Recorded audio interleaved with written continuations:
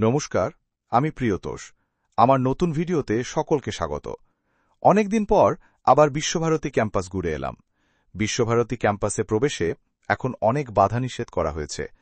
আগে যে জায়গাগুলিতে সাধারণ মানুষ খুব সহজে প্রবেশ করতে পারত, এখন তা হয় না।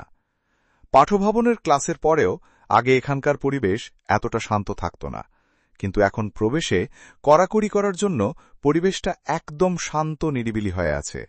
এখানেই পাঠভবনের ক্লাস হয় প্রত্যেক দিন খোলা আকাশের নিচে, গাছের তলায়।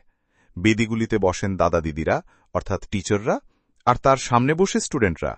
মাঠের ওপারে আছে মস্ত বড় ঘড়ি, যা ঘড়িঘর বলে পরিচিত। আর যে বড় ঘণ্টাটি দেখতে পাচ্ছেন, এটি হল ঘণ্টাতলা।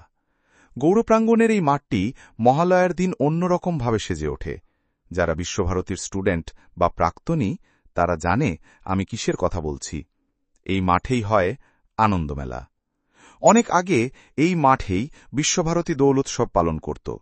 ছাত্রজীবনের অনেক স্মৃতি এখানে জড়িয়ে আছে।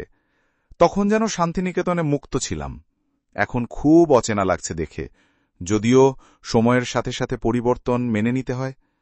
এই পাশটা হল আম্রকুঞ্জ। এই রাস্তা ধরে কিছুটা এগিয়ে গেলেই আমরা আর একটি বড় মাঠ দেখতে পাব, যা আশ্রম মাঠ নামে পরিচিত। বিশ্বভারতী এখন দোল উৎসব এখানেই করে থাকে। আশ্রম মাঠের দুপাশে আছে বিশ্বভারতীর গার্লস হোস্টেল। আশ্রম মাঠের যাওয়ার আগে এই জায়গাটিকে বলা হয় চৈতি। পাখিদের জল খাওয়ার জন্য এই জায়গাটি তৈরি করা হয়েছিল।